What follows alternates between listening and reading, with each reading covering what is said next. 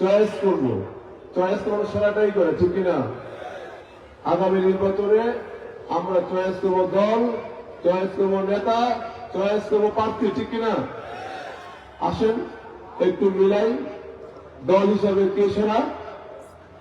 আগামী নির্বাচনে যারা আমাদের সামনে ভোট চাইতে আসবে তাদের সবাইকে আমরা চিনি। তাদের গায়ে কলঙ্ক আছে? দুর্নীতি, সন্ত্রাস, চাঁদাবাজি, খুনাখুনি, মারামারি আমরা আছি, তারা আছে, আছে কি নাই? সারা বাংলাদেশে 24শে 5ই আগস্টের পরে সকল দলের নেতা কর্মীদের অভিযোগ আছে চাঁদাবাজি এবং সন্ত্রাসী। একমাত্র দল হিসেবে ইসলামী আন্দোলন বাংলাদেশ আছে, টেকনাফ থেকে তেতুলিয়া একটা চাঁদাবাজির রেকর্ড নাই ইনশাআল্লাহ। নেতা হিসাবে আমাদের নেতা পীর সাহেব চরমোনাই 1 টাকা দুর্নীতির অভিযোগ আছে? এই কথা যদি বলতে পারে বাংলাদেশের কোন নেতা 1 টাকা দুর্নীতির অভিযোগ নাই, সেই নেতা একমাত্র ইসলামী আন্দোলনের আমি পীর সাহেব চরমোনাই। বাকিদের কথা আমি বলতে চাই না, আপনারা জানেন নির্বাচন থেকে ফিরে এসেছেন, আমি ওগুলি বলতে চাই না। অবশ্য নির্বাচন আসে অনেকভাবে জয়ের চেষ্টা করে। ইসলামী আন্দোলনের পক্ষ থেকে যখন ঘোষণা আসলো 7 টাকা এককভাবে নির্বাচন করবে, তখন আমার কাছে ফোন আসে, আপনারা 5,000 কোটি টাকা খেয়ে ভারতের কাছ থেকে, বিএনপির কাছ থেকে আপনারা জোট ছেড়েছেন। কিন্তু জেলা সভাপতি হিসাবে, একজন প্রার্থী হিসাবে আমি জানি কোন প্রেক্ষিতে পীর সাহেব চরমোনাই সিদ্ধান্ত নিতে বাধ্য হয়েছেন। পীর সাহেব চরমোনাই আমাদের সকলকে ডাকতেন, আমাদের মতামত দিয়েছেন। সেদিন আমরা 1টা পর্যন্ত মতামত দিয়েছি, রাতের 1টা পর্যন্ত, যে আমাদের সাথে আমাদের জোট হবে না। আমাদের মতামতের ভিত্তিতে পীর সাহেব চরমোনাই সেদিন সিদ্ধান্ত নিয়েছেন আমরা ইসলামকে নিয়ে এককভাবে মাঠে নামবো ইনশাআল্লাহ। তারপরে দেখলাম 400 কোটি টাকা, 400 কোটি টাকা চরমোনাই থেকে বের হচ্ছে। এ থেকে এটাই প্রমাণ হয়, যদি 1 টাকা দুর্নীতির অভিযোগ থাকতো তাহলে তাদের জন্য ঈদের আনন্দ হতো, ঠিক কিনা বন্ধু আমার? এ থেকে এটাই প্রমাণ হয়, নেতা হিসেবে দুর্নীতিমুক্ত কোন নেতা যদি থাকে একমাত্র পীর সাহেব চরমোনাই, ইসলামের আমি, ঠিক কিনা বলেন? প্রিয় বন্ধুরা আমার,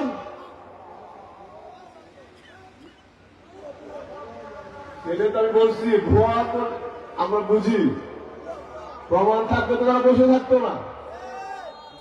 প্রার্থী হিসেবে বলতে চাই, এই নরসিংদী 1 আসনে যারা আপনাদের সাথে আসবেন তাদের আমলনামা আমাদের সামনে আছে কি নাই?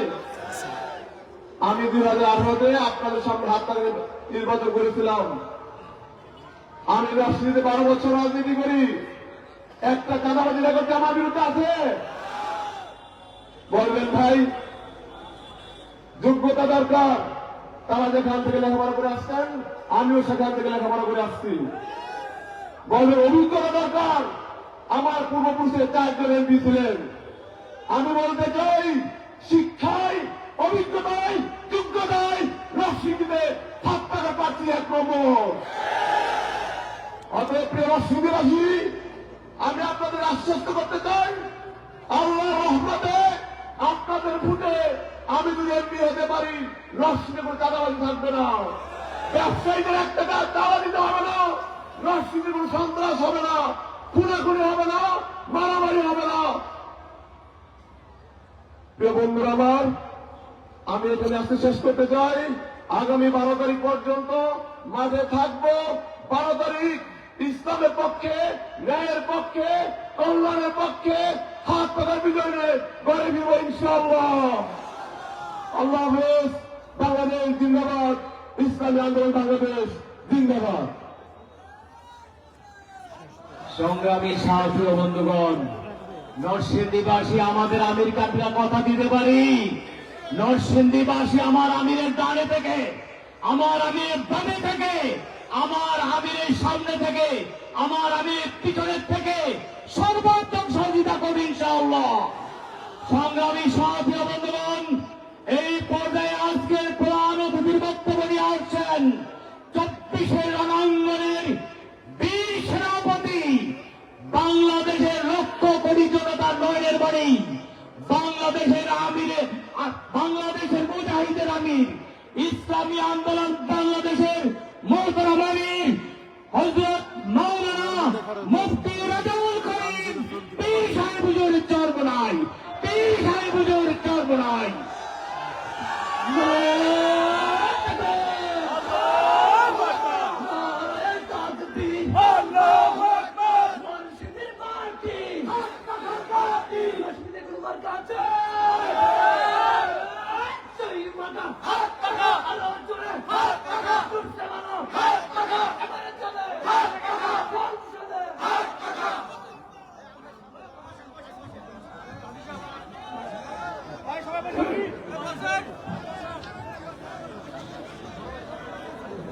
السلام عليكم ورحمة الله وبركاته.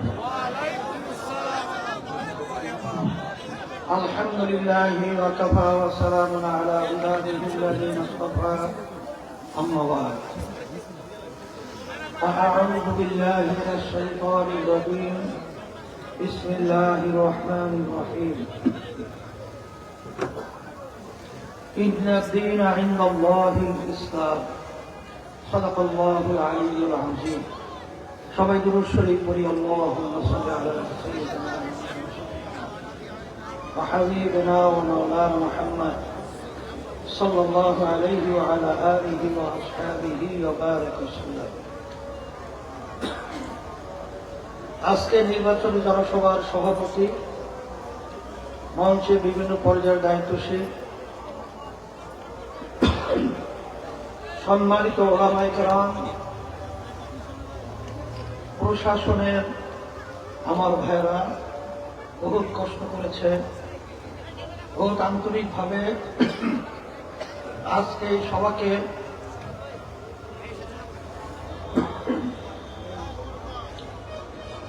সর্বদিক থেকে সুন্দর করার জন্য চেষ্টা করেছেন।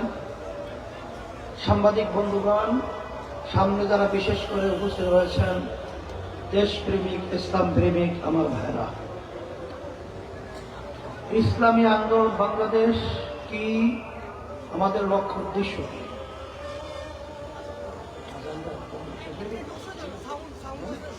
আজান শেষ হবে।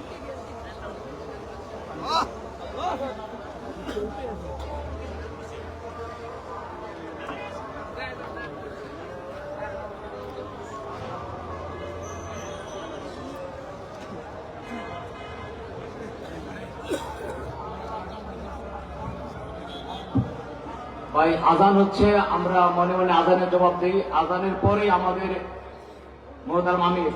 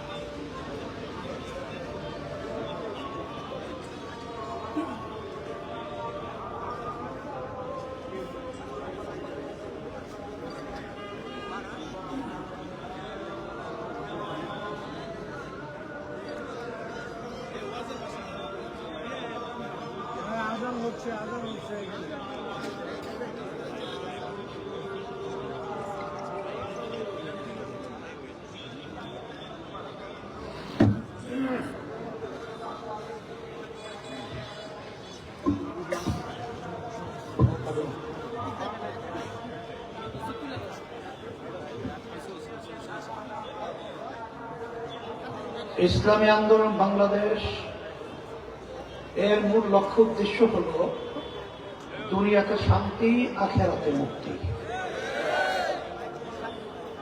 বাংলাদেশ স্বাধীন হল ৫৪ বছর চলছে। সমস্ত রাজনৈতিক দলগুলো তাদের মূল লক্ষ্য উদ্দেশ্য থাকে দেশের কল্যাণ, মানুষের কল্যাণ। কিন্তু ৫৪ বছর পর্যন্ত যারা দেশকে পরিচালনা করছিল, এদের পরিচালনায় আমরা পেয়েছি এই সুন্দর স্বর্ণের একটা দেশকে এরা একবার দুইবার নয়, তাম দুনিয়ার মধ্যে 5 বারের মতো চোরের দিক থেকে ফার্স্ট বানিয়েছে। এদের পরিচালনায় আমরা পেয়েছি হাজার হাজার মায়ের কোলগুলো সন্তান হারা হয়ে যেত। এদের পরিচালনায় আমরা পেয়েছি আমাদের দেশের টাকাগুলো বিদেশে পাচার করতে। এক কথায় এদের মাধ্যমে আমাদের বাংলাদেশের মানুষ যা আমাদের চাওয়া পাওয়া, আমাদের যে লক্ষ্য উদ্দেশ্য ছিল, বাস্তবে একটাও তারা বাস্তবায়িত করতে পারে না।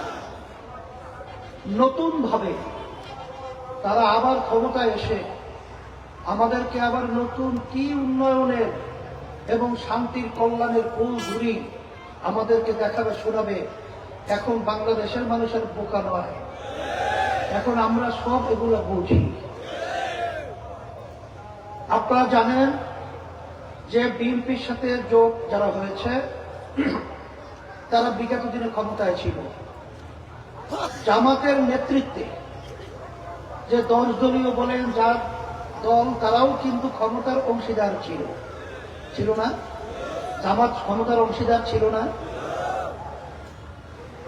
এরা নতুন ভাবে আমাদেরকে আবার কি মানুষের চাওয়া পাওয়া বাস্তবায়ন করবে, এটা নতুন ভাবে আরো বলার আর পাওয়ার কিছু নেই। এখন বাকি রয়ে গেছে যে নীতি আদর্শ, তার নাম হল ইসলাম। এই বাংলাদেশে 100-এর ভিতরে 92 জনের মতো মুসলমান বসবাস করে। এই দেশের ভিতরে বাংলাদেশের রাজধানী ঢাকাকে বলা হয় মসজিদের নগরী। যেই দেশের ভিতরে আজানের শব্দে বাচ্চাদের ঘুম ভেঙে যায়, যেই দেশের ভিতরে আজানের শব্দে বাচ্চারা মায়ের কোলে ঘরে যায়, সেই নীতি আদর্শ অনুযায়ী এই 54 বছর দেশটা চলে নাই। না চালানোর কারণে কি হলো? যা হওয়া তাই। আমরা চেয়েছিলাম 5ই আগস্ট 2024 যে গণ অভ্যুত্থান হলো, যে আমরা দেশকে নতুনভাবে বিনির্মাণ করব, সুন্দর একটা দেশ আমরা তৈরি করব, ইসলাম শক্তিশালী হবে, মানবতা রক্ষা পাবে। এই আশা লক্ষ্য নিয়ে বিশেষ করে আমি বলবো আমি একটা সমঝোতা তৈরি করেছিলাম ইসলামের পক্ষে একটা বাক্স। এই বাক্স দাওয়াত নিয়ে যখন সারা দেশে আমরা চলছিলাম, বাংলাদেশের মানুষ সেইভাবে সাড়াও দিয়েছিল। কিন্তু দুঃখ সহকারে বলতে হয়, এক শ্রেণীর ক্ষমতালোভী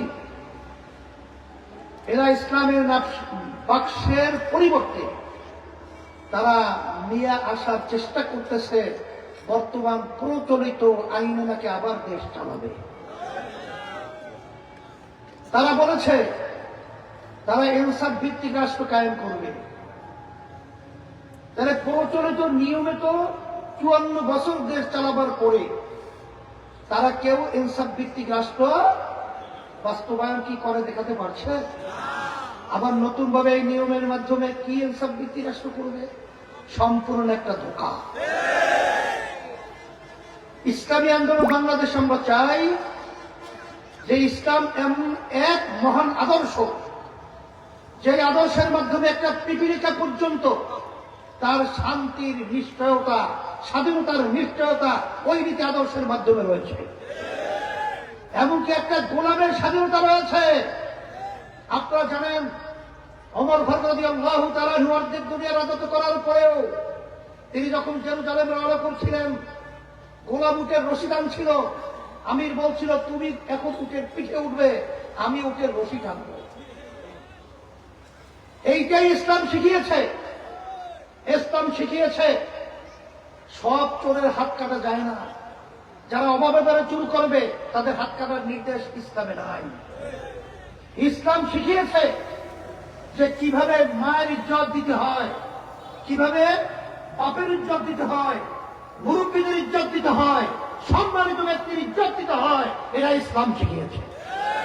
কিন্তু বর্তমানে এই পরিচালিত নিয়ম আদর্শের মাধ্যমে আজকে সন্তানের কাছে মা লাঞ্ছিত হয়, আজকে মা অপমানিত হয়, আব্বা অপমানিত হয়, আমার মুরব্বী শ্রেণীর মানুষ, সম্মানিত মানুষগুলো অপমানিত হয়। এই কথা ঠিক বলছে না ভুল বলছে?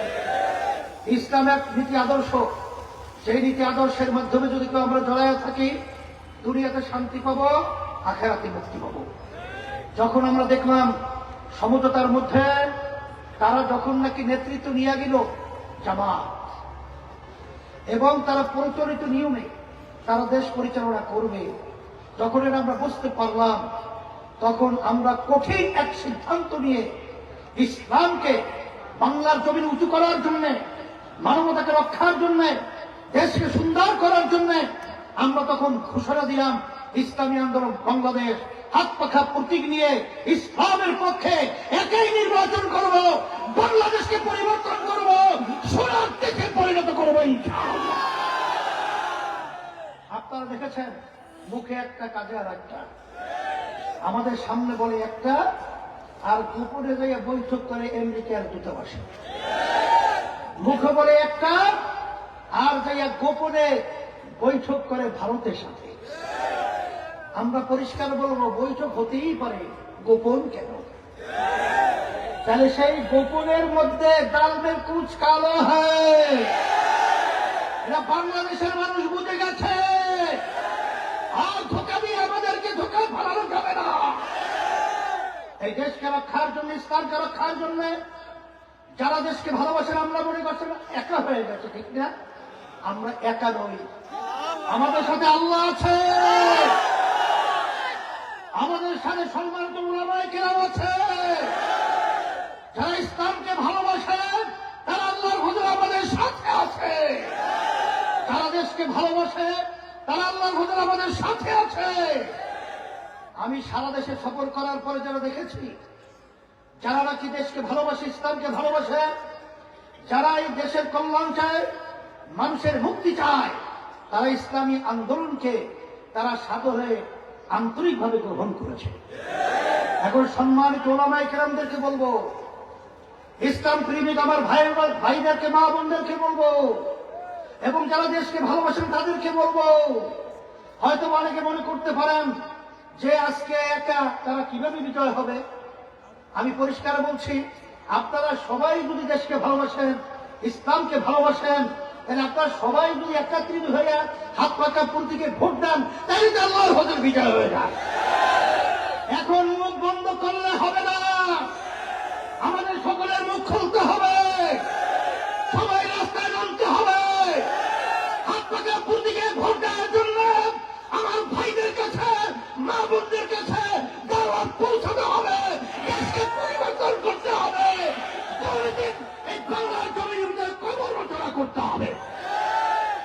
আমরা সাথে সাথে সকলকে বলবো যে আমরা 54 বছর মধ্যে আমরা দেশ দেখেছি, আর বারবার মায়ের কোল খালি করতে চাই না, আমাদের দেশের টাকার বিদেশে পাচার করতে চাই না, আর ইসলাম নিয়ে তালবাহার আমরা দেখতে চাই না। যদি এর থেকে মুক্তি হতে হয়, আসেন আমরা সবাই একাকার হয়ে, আর বেশি দিন কিন্তু বাকি নাই, কয়েকদিন পরেই জাতীয় নির্বাচন। আমরা হাত পাকা প্রতীক বাক্স বাংলাদেশে একটা ইসলামের পক্ষে, সেই বাক্সের নাম কি? ইসলামী আন্দোলনের পক্ষের বাক্সের হাত পাকা একটা ইসলামের পক্ষে বাক্স। আর কেউ ইসলামের পক্ষে বাক্স দাবি করতে পারবে? যদি নাই পারে, তাহলে আমি সকলকে আহ্বান জানাবো, আল্লাহর ফজল করমে অনেকে মনে করেন যে এরা যদি ক্ষমতায় যায় কি হবে। চরমনাই খবর নিয়ে দেখবেন, হিন্দুরা পর্যন্ত আজকে তারা বক্তব্য রাখছেন যে আমরা এই চরমনাইতে আমরা মায়ের করে সন্তান যেরকম থাকে এরকম আমরা এখানে বসবাস করছি। এই কথা ঠিক না ঠিক? আওয়ামী লীগের ভাইরা ভয় পায়, অন্যান্য আমার ভাইরা ভয় পায়, আমাদের আপনার বক্তব্য রেখে গেছেন, আমাদের দায়িত্বশীলরা বক্তব্য রেখে গেছেন। আল্লাহর ফজল করবে ইসলামী আন্দোলন হাত পাকে যদি বিজয় হয়, যারা নাকি নিরপরাধ থাকবে তাদের কাউকে আল্লাহর ফজল করবে, কেউ তাদেরকে মিথ্যা কেস কোনো ক্ষতি আল্লাহর ফজল করতে পারবে না ইনশাআল্লাহ। এবং এই দেশ স্বর্ণের দেশ হবে, সবার মুখে আল্লাহর ফজল করবে হাসি ফুটাতে পারবো ইনশাআল্লাহ। এ সাহস আল্লাহর রহমতে আমাদের আছে। এই দিক থেকে আমি সকলকে আহ্বান জানাচ্ছি। সম্মানিত ওলামায়ে কেরামদেরকে বলবো, এখন মুখ বুঝে থাকলে হবে না, তাহলে কিন্তু চোরাই মাল নিয়ে ভাগবে। মাঠ খালি থাকলে কিন্তু আগাছা জন্মাবে। ভালো জানেন, অন্তরে জানলেই শুধু হবে না, মুখ খোলেন এবং আপনার সাধ্য শক্তি অনুযায়ী কাজ করেন, তাহলে আল্লাহর ফজল করবে সৎ হক ইসলাম বিজয় হবে ইনশাআল্লাহ। আপনাদের এত কষ্ট করে এখানে আসায় এবং এত সুন্দর একটা প্রোগ্রাম আপনারা করেছেন, আমি সকলকে ধন্যবাদ জানাই এবং ঘরে যাব এবং সকলকে দাওয়াত দিব। আর আমাদের প্রার্থীরা এখানে আসে, হ্যাঁ? এই এখানে নরসিংদী এক আসন আমাদের আসাদুজ্জামান ভূঁইয়া, আর তাই আসলে সাইফুল্লাহ প্রধান। আচ্ছা, এরপরে আমাদের ওয়াদুল হোসেন ভূঁইয়া টিম, এরপরে ফজলুজ্জামান চেনেন তো মসজিদি পাস। আলহামদুলিল্লাহ, আল্লাহ রাব্বুল আলামিন বিজয় দান করুক। সবাই ভালো থাকেন, আমি দোয়া করি, আমিও দোয়া চাই আল্লাহ যেন আমাদের